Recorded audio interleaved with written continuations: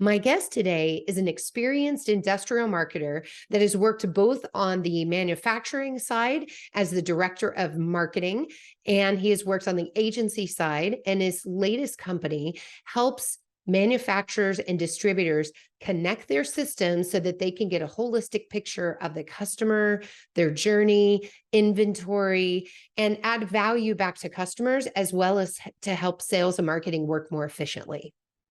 During this episode, we'll talk about content marketing strategies and tactics that are working well. We'll talk about SEO and generative AI and, that systems problem that I just mentioned, as well as how marketing can play a hand in advocating for systems that integrate and who is part of that team and how that all goes down within an organization. Let's do this. Welcome to Content Marketing Engineered, your source for building trust and generating demand with technical content. Here is your host, Wendy Covey. Hi, and welcome to Content Marketing Engineered. On each episode, I'll break down an industry trend, challenge, or best practice in reaching technical audiences. You'll meet colleagues, friends, and clients of mine who will stop by to share their stories. And I hope that you leave each episode feeling inspired and ready to take action. Before we jump in, I'd like to give a brief shout out to my agency, True Marketing. True is a full-service agency located in beautiful Austin, Texas, serving highly technical companies. For more information, visit truemarketing.com. And now, on with our podcast.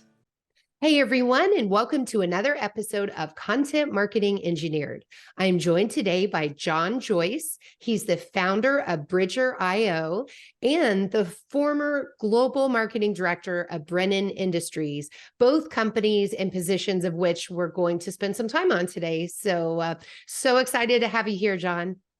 Thanks for having me on, Wendy. Yeah, and you are joining me from not in the United States. Where are you right now? Yeah, I'm in lovely Cascais, Portugal, which is near Lisbon. It's beautiful. It's sunny. It's like 9 months of sun and 3 months of rain, but pretty amazing, actually. Nice. And so does the temperature stay about the same year round, or do you have a lot of fluctuation? It's not like other parts in the world. I'm from Ohio originally. We have, they say you can have 4 seasons in one day in Ohio. Here, it's definitely not like that. It's much more temperate because we're right by the ocean. Sure. So yeah, it gets warm, but maybe 90 degrees max, and never gets below freezing. Nice. Yeah, And it's beautiful. You should come visit. I would love to. Portugal is absolutely on my list. Do you surf or do any stuff in the ocean since you're so close?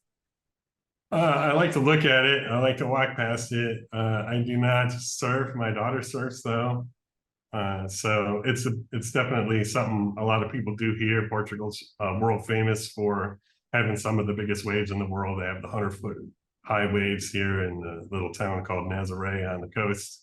And people come from all over the world to surf those, but you have to be super serious or you could get killed. These are like 10-story high building, high waves. Wow. But no, I don't personally surf. I just look at the ocean. And there you go. You lifeguard your daughter while she surfs on the tame waves, at least so far. Yeah. Cool. Well, I'm so glad you're able to join me for Portugal. I'm excited to just talk about all the changes that you've seen in marketing over your career. And I know specifically starting with your time at Brennan Industries, you saw a lot of transformation. And, I know a lot of marketers listening might be at manufacturing companies that are, let's be nice and just say a bit behind when it comes to just modern marketing. And I know that that was the situation for you. So let's talk a bit about when you first started that position, what the marketing programs were like and how that changed over time. Okay. Yeah. So Brennan, I think was at the time, like so many manufacturers are, about 20 years behind. I still think the whole manufacturing sector is kind of like 20 years behind. There's parts of it that never come up to date. You still have customers faxing, and it's crazy, like some of the scenarios. But Brennan was no different. They had an old brand, which was good. I mean, the brand was strong, their name was strong, but it looked super outdated, like from 1960.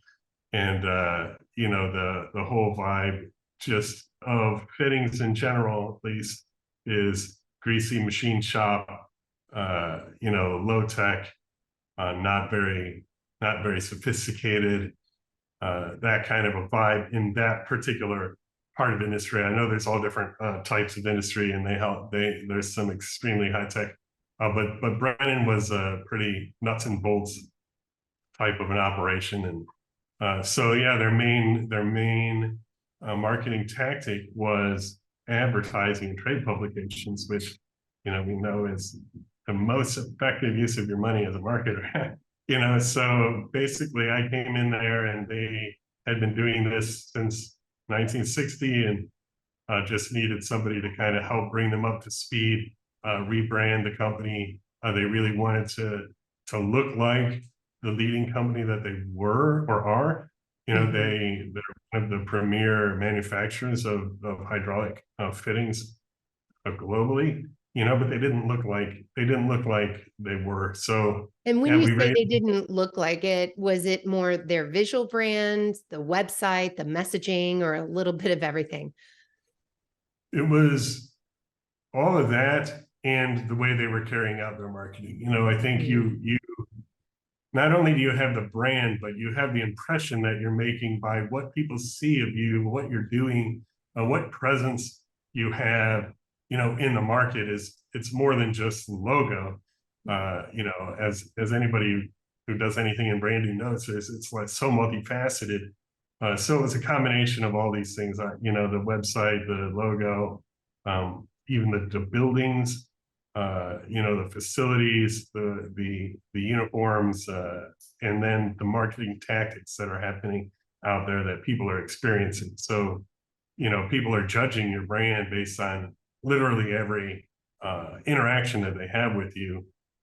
So you got to change all those things to really change a brand. Otherwise, it's just sending mixed messages, and mixed messages in advertising, marketing just sounds like lies, just to be honest. So, you don't want to dress up and wow, this looks fake. You want it to be sincere and real. So you're talking about organizational change, really, when you're talking about rebranding. And So John, did they want to change? I mean, were you okay? Because sometimes, marketers come in and they want to change, but the rest of the organization was like, look, we just want you to make sure we have cool shirts for the trade show. We don't want to rebrand. We don't want to modernize. Okay. No, they were ready. They knew they weren't doing the right things, but they didn't know what to do. And they didn't really have anybody. They had an agency partner, but that partner wasn't giving the right leadership. And, we were working together on a consulting basis at first. And, it just led into them bringing me on for a period of time to ditch the agency relationship, build an internal team up, a global team, and then rebrand the company and redesign the entire approach to market, kind of from the ground up. So that's what I did. And like every year I deducted 50% out of the advertising budget going towards these trade publications, and then built a content team instead. So we have invested heavily in making content that adds value to the customer interaction. So that whole kind of side of marketing, it's not just a tactic for lead gen, but it's actually to a brand generation, a brand tactic, I guess, a brand building tactic. So it tells you something, not just because, the colors are right or the logo is cool, but it positions you as somebody who's providing value, who knows what they're talking about, who's helpful, all those kind of things, which this company, one thing I've been lucky with my whole career, really, I had an agency before I worked with Brennan, and through my whole career, one thing I've always been lucky to have is that I work with companies that actually were excellent. So, as a marketer, coming in and working with an excellent company and just making the image and the marketing match the reality is like your dream. It's a dream setup. When you're coming in and the company is really below par and you're trying to make it look like it's not, I just won't do that. Honestly, as a marketer, it's like a losing proposition. But Brennan wasn't like that. They were ready and they were positioned for growth, and they were actually unique and an excellent business. So that makes marketing really just finding those uniqueness and excellent things and projecting them out into the marketplace. Yeah, So that sounds easy job. really fun as opposed to, Yeah. we'll have, I don't know why this made me think of companies that will come to us and it's clear they don't have a very strong business strategy. And they'll ask us, well, okay, tell us, how many sales will marketing get for us? What's the ROI on this? And I'll say, well, let's talk about your business strategy. Let's talk about your sales team. How effective are your salespeople? So if I generate all these leads and they can't close them, and for instance, so how does that work out? The ROI of marketing versus sales. Yeah. So you have to have a healthy strategy, healthy solutions, healthy sales and marketing. All the pieces of the machinery working together, of course. It is, yeah, it really requires organizational change. So Yeah. like at Brennan, when I started there was no lead generation whatsoever. And I built a program that was generating 5, 8, 1,200 leads a month. And that created a whole, we had to restructure and create a whole nother level of the sales department because there was no way to handle the leads. And that company is kind of like on the 4th generation of lead pipeline internally, just because it's like so much leads and trying to handle those effectively or give them out to distributors because they sell a lot through distribution. And then built up that marketing platform to be such a value add that we actually started kind of using it as a USP for distribution. So when distribution comes on, our marketing team really supports them heavily. So it's like all the investment we're doing in the team and growing the capabilities and experience and expertise there, then not only benefits Brennan, but then we use it to benefit the distributors who sell Brennan and don't have, maybe they have like one marketing person on board and they don't have the horsepower to do the things that Brennan can do. So then it just snowballs, like, and you get, that's the power of excellent marketing. When you're doing it right, everybody knows and everybody sees it and they say, oh, this is amazing. I wish we could do that. Or can you help us? Or how did you do that? Or whatever, Yeah. So. Well, let's talk about how you did that. What were some of your major lead generating activities that you did? Was it content marketing based where you had, information behind a form, or were you doing more outbound? No, it's all inbound, all content driven. It's some of it is, I know one of your specialties is kind of like engineering content, right? So that data wrangling, getting that engineering data together and being able to present that data to the customer is actually a lead gen opportunity. Just like anything else, like a standard lead gen, you might think of like you have free content, you have premium content, etc. And we do that at Brennan with just educational content or other types of content, but then also that applies to the whole engineering content kind of thing. So there's certain levels of engineering data that's free from a marketing perspective and other kinds of engineering data that's premium. And that goes into lead gen there too. So, we found we would get streams of lead gen from new product development teams who are high engineer, participation coming in for CAD models, pressure ratings, cross references, all different kinds of things like that. But we had to speak to multiple people through the chain because you've got new product development, but you've also got procurement, and they don't care about engineering data. They really want to know what you're doing to make sure that they are getting the right parts at the right time when they need them and things like that. So we really segmented out like the different type of end users, targeted content towards all of them, and used a model of basically some free content and some premium content, and just constantly building the quality of the content, both the engineering data side content and the, white papers, videos, and other, just informative and educational content. Yeah, cool. So definitely a segmented strategy there. You had your different personas. Did you focus more of the lead generation on that first specifier, or did you have pieces? You mentioned procurement, for instance. Did you have gated pieces for them, or was that more sales enablement content downstream? Yeah, it wasn't as data oriented, although we actually developed some unique technologies that spoke to procurement, and then we would talk about those innovations, because in the world of hydraulic fittings that are a commodity product, like, you have to innovate on your whole company platform. So we would do innovations for accuracy and things like that, those things spoke to people in procurement, because the making a mistake is super expensive, and procurement hates that.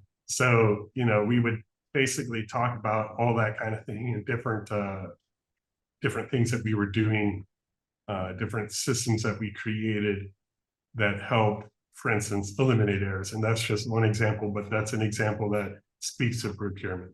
Love it. So honing your value proposition, especially when there's a bit of a commodity marketplace, to ensure you stand out. That's excellent. Excellent branding right there.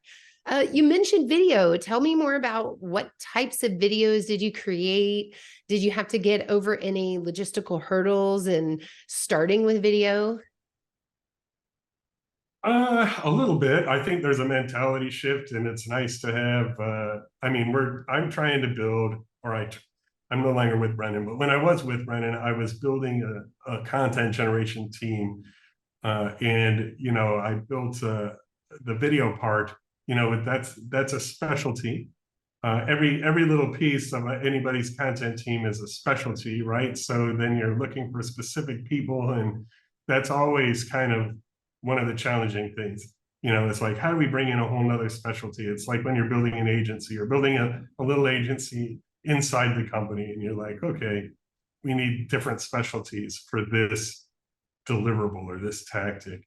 So there is a little bit of a, unique challenge to that, but it's something I've done before as a person who had built an agency before. It's not, I'm familiar with how to do that, and I knew people, and that helped. So we got someone on board who could really help with the video. And yeah, we tailored video towards a lot of different purposes. A lot of it was educational, but some of it's just entertainment. Again, even with the content, besides doing personas, we tailor content towards different tactical objectives. So education is a tactical objective. Personification is one of our tactical objectives. So it's not just dull content, but it's humans, people. You see people, they tell you about themselves. Humanization of the company, and then on top of that, you have education, personification, and entertainment. So the entertainment part is sometimes you just want to be entertaining. People just want to have fun, especially on social content. So, we even do some of that kind of stuff, just because, engineering and manufacturing content can be, let's just be honest, super dull. Come on. It can be boring. Even for people who are in it all day long, you're like, okay, I don't want a fire hose stream of just like data. Right. I need a mix as a human being, and different kinds of human beings want different things. So that's what we ended up building out as a platform for video that kind of addresses all those different tactics, and all those different kind of tactical goals.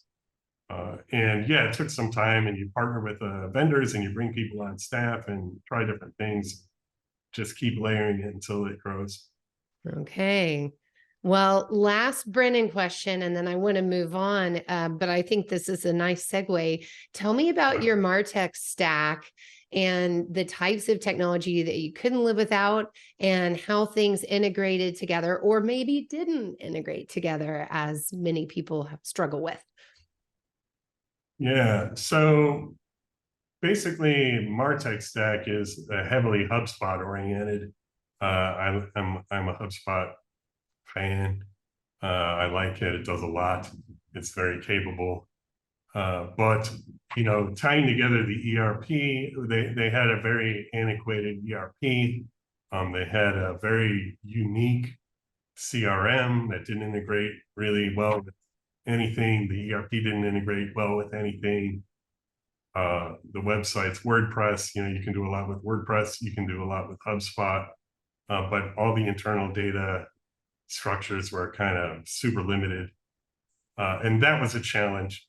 So a lot was happening over here in the HubSpot realm, but getting that to the salespeople or getting product data out of engineering into the website became super challenging. Or getting product data to distributors. So one of the massive needs distribution has is data. I mean, they love content and all that kind of stuff, but they also love just basic, rich product data.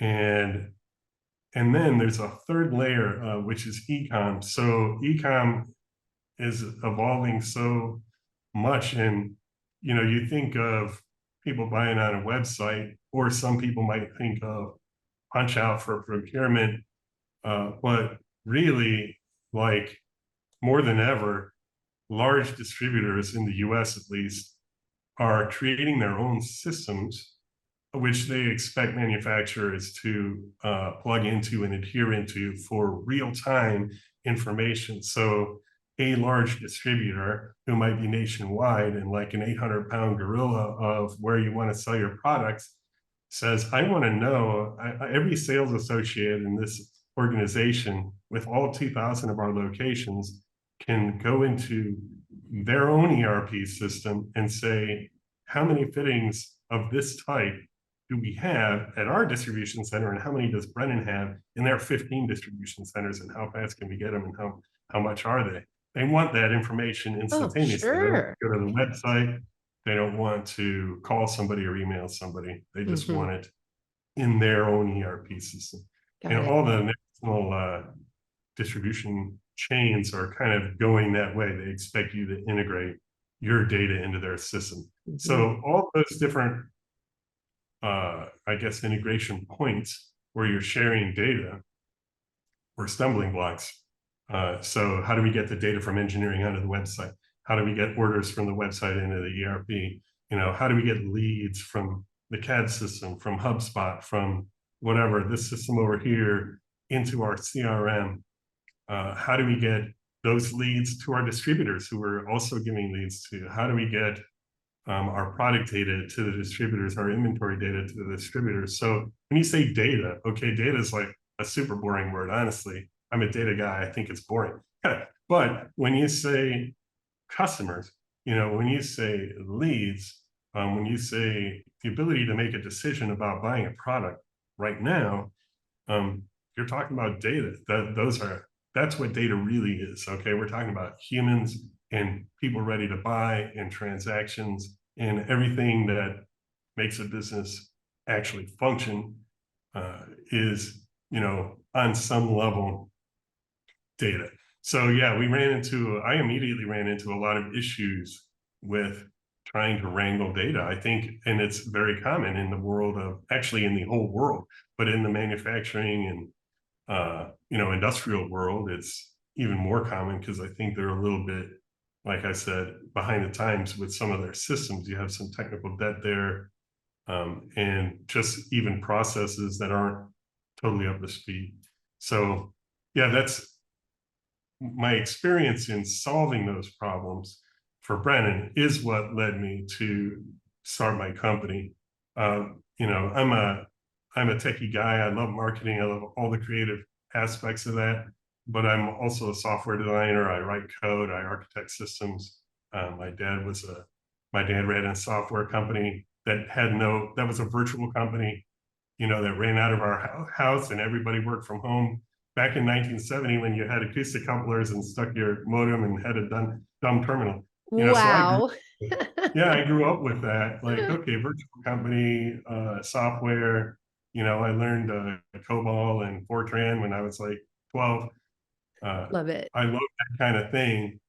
And because I love a challenge, I was like, hey, I need to solve these problems. And I built solutions. And then I was like, well, there's other people that have these problems. Can I build solutions for them and solve their problems? And so that's how Bridger.io was started, is just the need that everyone has, but especially I'm targeting industrial companies have to share their data. And you get a bunch of people in the room and they say, we need to share the data. And then they say, well, how are we going to do that? And everybody just look around at each other. They look at have each other and move on to something else that seems easier. Exactly. It sounds so easy on the surface, but making it happen isn't easy. You need help to make that happen and make it happen right. So I saw that need. Also, I appreciate that you brought up, the supply chain and also the channel considerations, right? Because this is a very just distribution centric industry that we're in, right? Where you have the manufacturers working with distributors and reps. And so it's not the same as just a standalone company that wants to know, how many leads resulted in a sale and what's that life cycle of the lead. Instead, it's like, okay, we need to pass leads. And then we want to find out what happened after we pass them. And so you're looking at not only multiple systems, but multiple companies coming together. So it's definitely an added layer of complexity. And I appreciate that you understand the business need and value of doing that. I think it puts you in a unique position to work with these companies for sure. Yeah, I appreciate that. Thanks for saying that. It is unique. I think the industrial business model, the distribution, they sell I think manufacturers sell direct and then sell through distribution, and then oftentimes have other channels going on. And it can get very complicated, tying everything together and making a system that runs like a smooth running engine and not like a patched together, old jalopy. Sure. For let's say a small manufacturing company that's listening, I could imagine, you have this like utopian state, right? Where everything works, it's great. And like, kumbaya, whatever. And then you have the reality of budget and time. And so are there good, better, best sort of approaches to all this that you advocate? Like, is there one way that everybody should start, or is it uniquely different based on company's business model and products and so forth?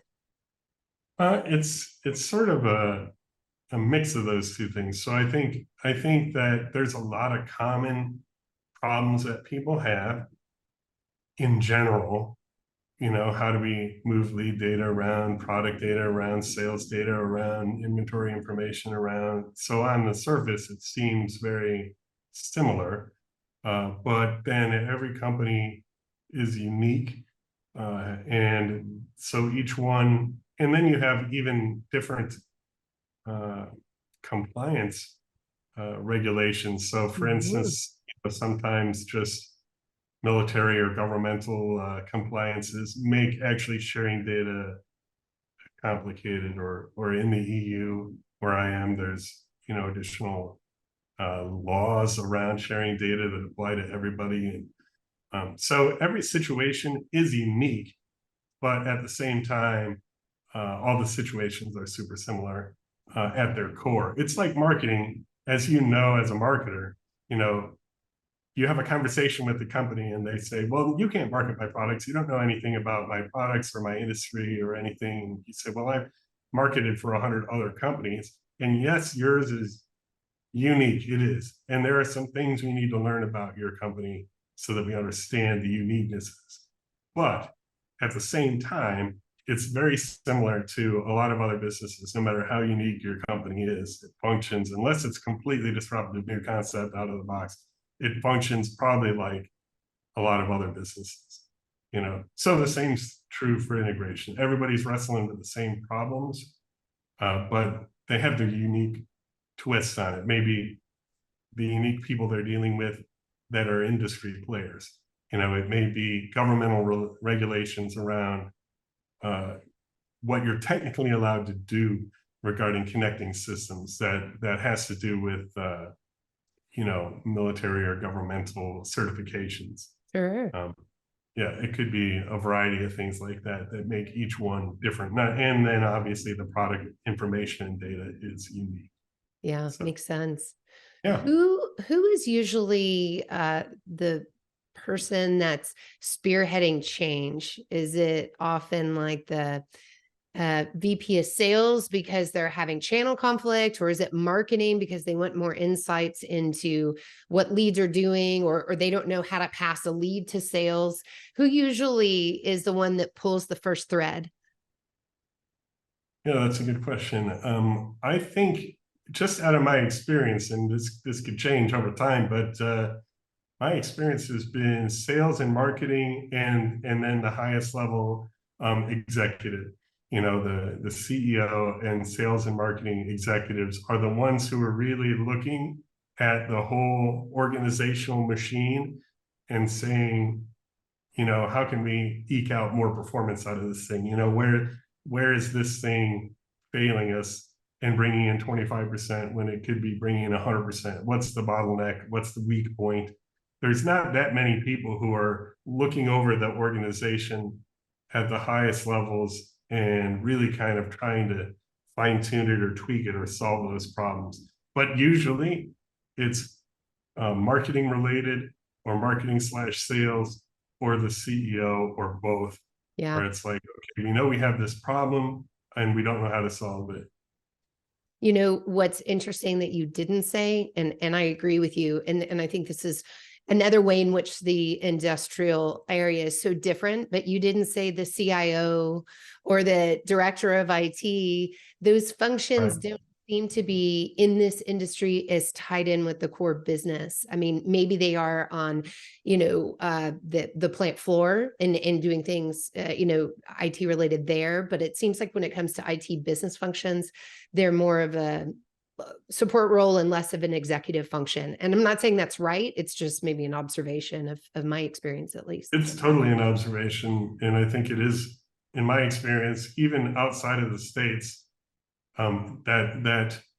that's true. I think it's a global, universal, not just an American experience, but the IT department doesn't tend to want to do these kind of things. They're busy doing kind of keeping the wheels on the car, keeping it rolling, and they're not generally thinking strategically in this particular direction. Mm-hmm. They do think strategically, obviously, but generally it's around different scenarios like security and then just the overall needs of the organization and the people that are in it, but less like these kind of business hurdles between companies and between like the manufacturer and the distributor. They're generally not involved, or they're only involved on a kind of approval level. Like, is this going to create a security concern? Yeah.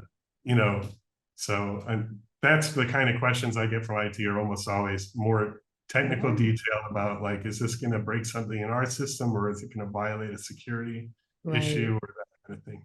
Makes sense. And of course, all of that changes when you get into very large, multi-million-dollar manufacturers. But for that small to medium, know that if you're listening and you're in that boat, you're not alone.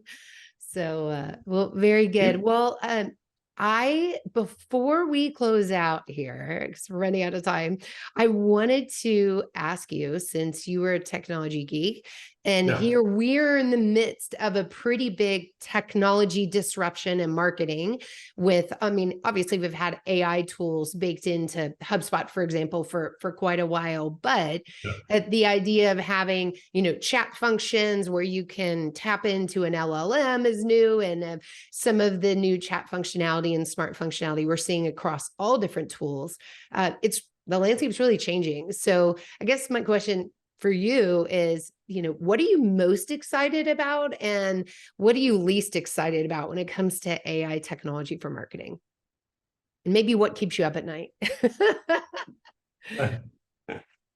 Yeah, well, what keeps me up at night is uh, our global, I guess, all the humanity trend to eliminate humanity.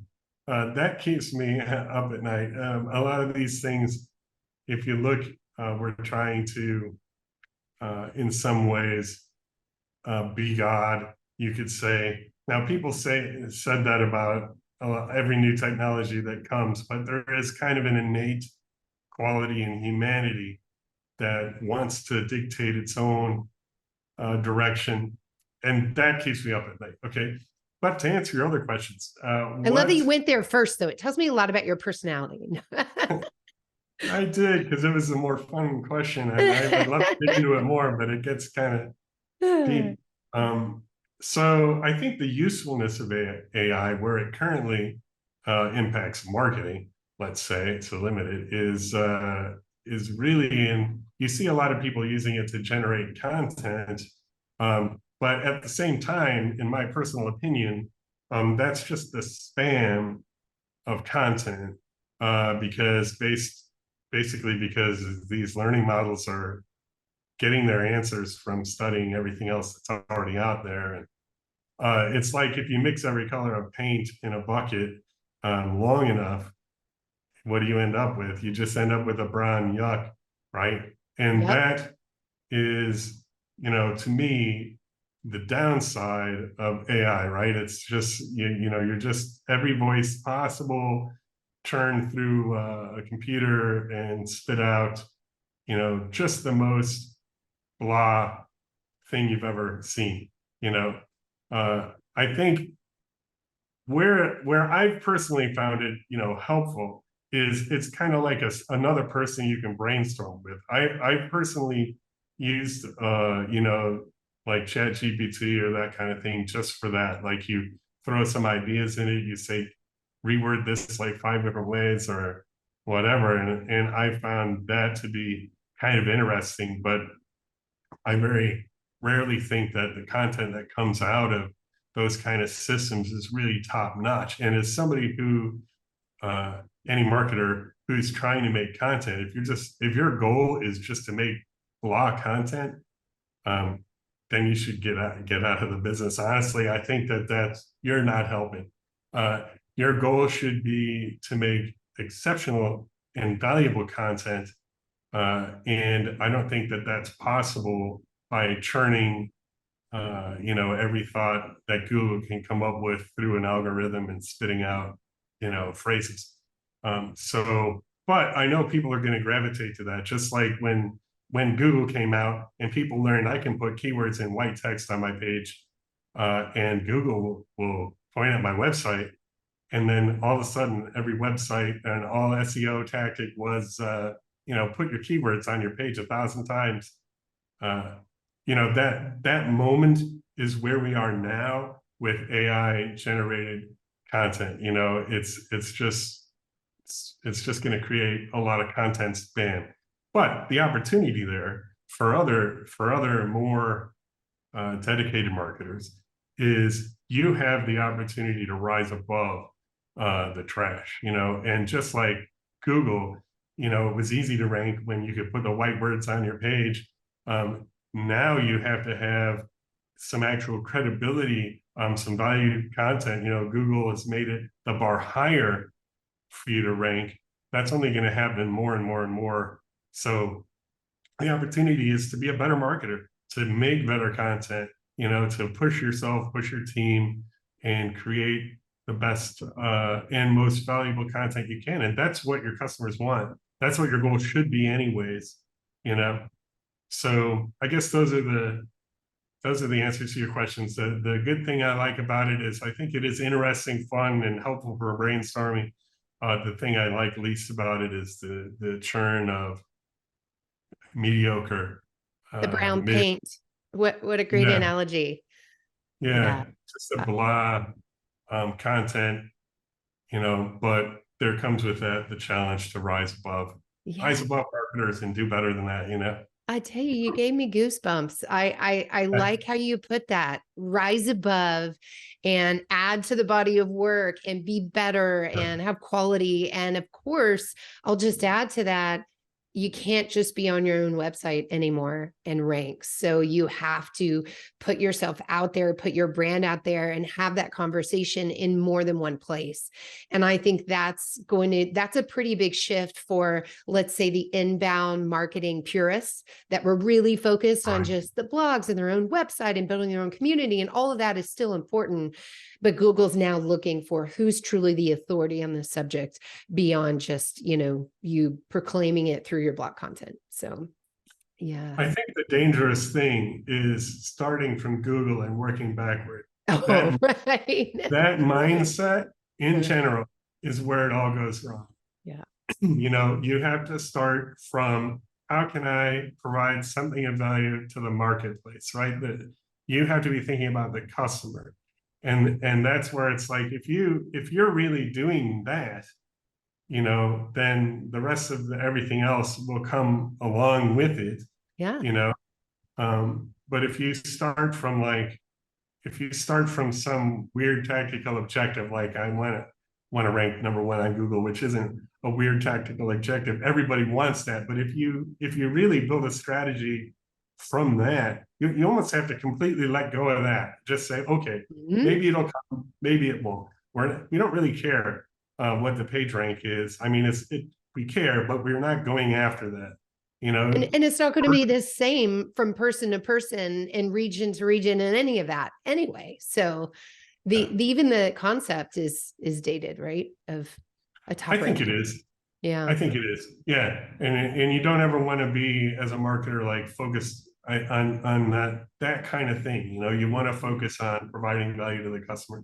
That's where you really come up with the innovative ideas, where you're talking to the customer and you're like, oh, what's something nobody's doing? Okay, Google's not going to reveal something that nobody's doing. It's actually the opposite. And AI can't tell you what nobody's doing. It's blind to the opportunities. So Google is opportunity blind, and AI is opportunity blind, because by nature, it's looking at what's happening, not what could be happening, but isn't happening, So if you're focusing on a tool or coming at things from that perspective, you're opportunity blind, but if you're looking at the customer, if you're looking at the distributor, if you're looking at the end user, then you might see an opportunity, and step into something that nobody else is doing. And then that's when things get super exciting. Like when you find a real opportunity, then that's revolutionary. When you just do the same thing everybody else is doing, that's not revolutionary. No. Well, I can't wait to see you and talk to you more, because a little birdie told me that you have agreed to speak at the 2024 Industrial Marketing Summit, which is coming up January 31st through February 2nd. So you're going to make the big trip back into the States. Yep. Come see me in Austin. I'm so excited about that. What will you be presenting on? I'm going to be talking about integration in data and the importance of all this kind of stuff that we've just been talking about. I think it's super important that manufacturers really realize that this data isn't just numbers and measurements, but this is the flow of people, products, and opportunities through the systems that really build your business. And there is a lot of potential and opportunity there that you can capitalize on. So that's what I'm going to be talking. Great. So for those of you listening, if you want more information on that event, it's at industrialmarketingsummit.com, and registration will open in mid-September, but there's a wait list right now. And then, John, if people want to get in touch with you and learn more about Bridger.io, how can they do that? Best place would probably be LinkedIn. So you're welcome to reach out to me and connect on LinkedIn. I accept most connections. If you look for me, you'll find me out there. All right. Well, thank you so much for being here today and speaking with me. Thanks for joining me today on Content Marketing Engineered. For show notes, including links to resources, visit truemarketing.com/podcast. While there, you can subscribe to our blog and our newsletter and order a copy of my book, Content Marketing Engineered. Also, I would love your reviews on this podcast. So please, when you get a chance, subscribe and leave me your review on your favorite podcast subscription platform. Thanks and have a great day.